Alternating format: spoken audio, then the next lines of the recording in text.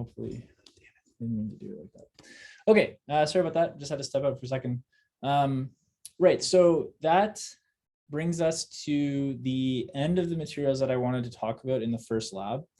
So as a reminder, the purpose of this lab was to go through kind of the broad strokes of the model fitting process in R.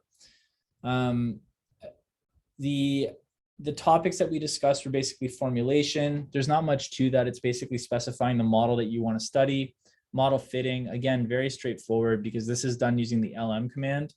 And then evaluation of the model, which is, I showed evaluation through influential measures and residual analysis. But of course, there are other ways that other influential measures that you can explore. There's other model diagnostics that you can explore. And there's different types of residual plots that you can explore.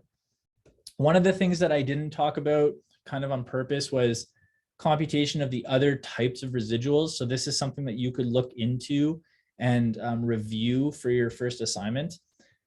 Most of those residuals, so for example, the studentized residuals can be computed directly in R through the residuals function. So you can investigate that function. You can also look into different types of intervals or exploring your fitted model in different ways.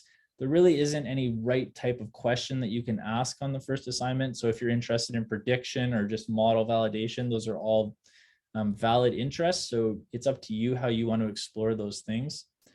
And then we also talked about the variable selection process. So I showed you two ways of conducting variable selection in R, through the reg subsets function and through the step function. My preference obviously is the step function because of how intuitive it is, but the step function by default uses AIC. So this is something that you might need to review and define in your assignment if you want to use the default.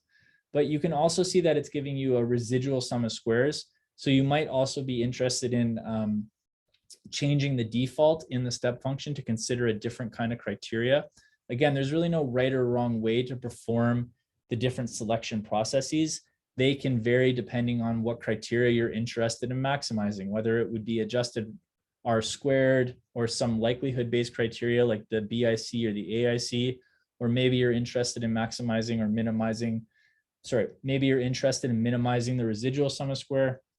Might not be the best criteria because I believe it's going to decrease every time you add a variable into the model. Could be wrong about that, but might not be the best consideration, though it is something you could look into.